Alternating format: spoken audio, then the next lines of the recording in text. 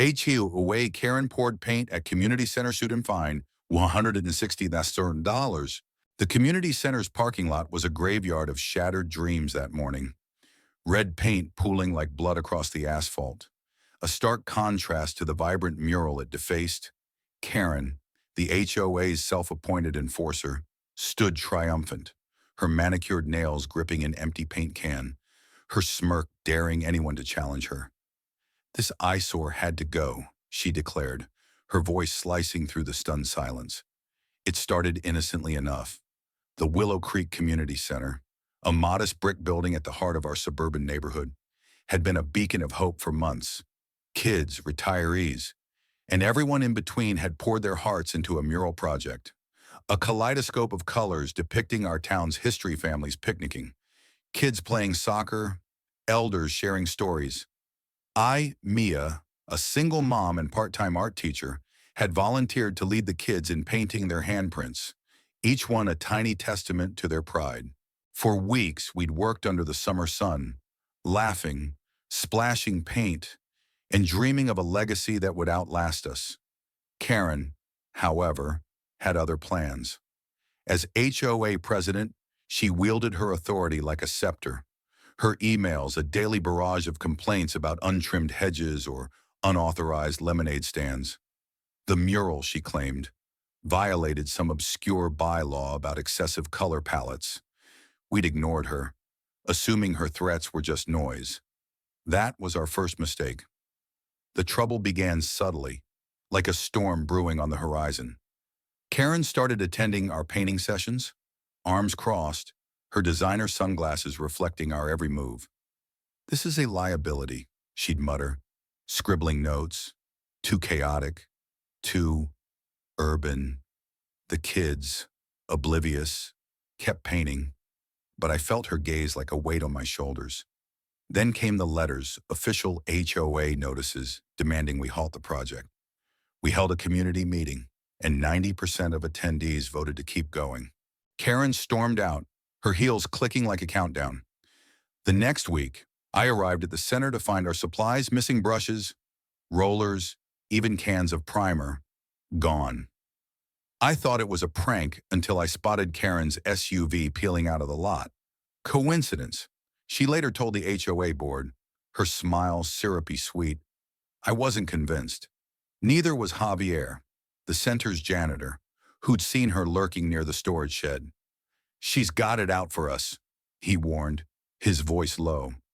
Javier, a quiet man with a knack for fixing anything, had become our unofficial guardian, always sweeping up after our sessions, his pride in the mural matching ours.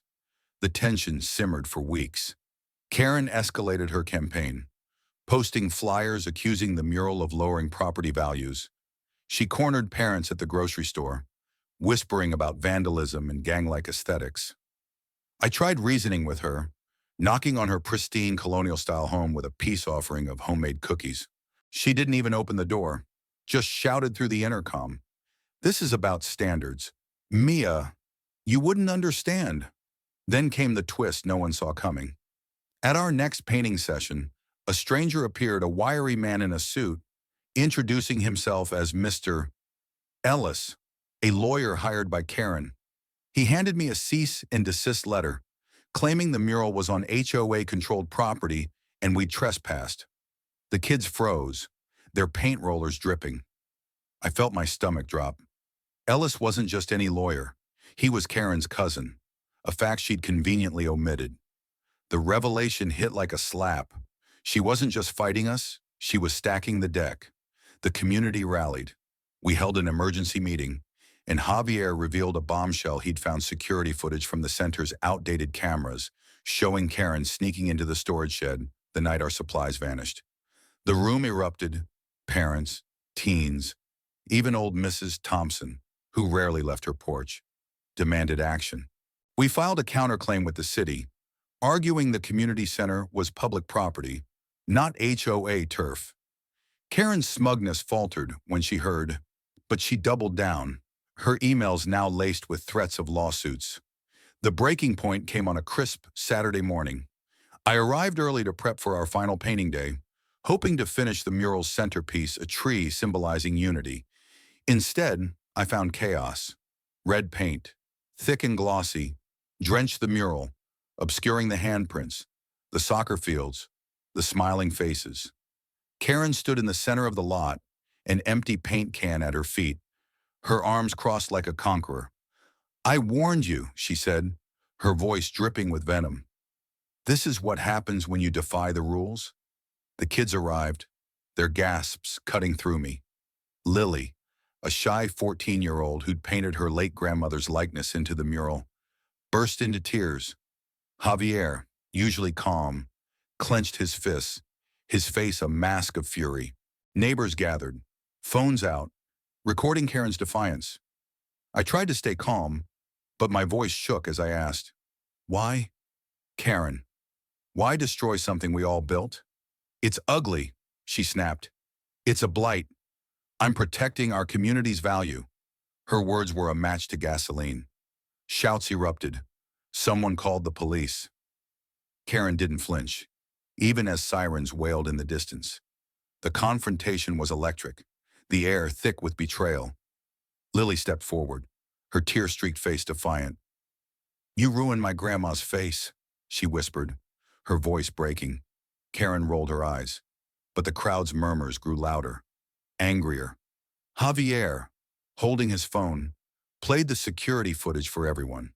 Karen's smirk vanished as her own image flickered on the screen, hauling paint cans from the shed.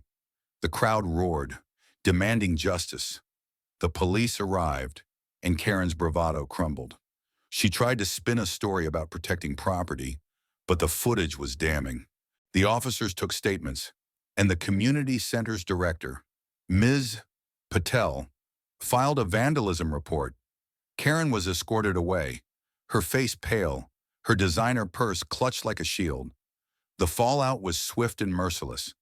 The community sued Karen for vandalism and emotional distress, citing the mural's cultural significance. At the trial, Lily's testimony about her grandmother's likeness broke hearts. Javier's footage was the nail in the coffin. The judge, unimpressed by Karen's tears, fined her $160,000 covering damages, legal fees, and punitive costs.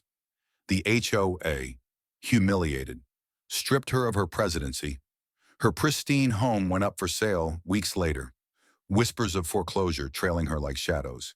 We rebuilt the mural, stronger and brighter, with donations pouring in from across the city. Lily painted her grandmother's face again, this time adding a small plaque for unity, against hate. The community center became a hub of pride, not just for us, but for strangers who'd heard the story.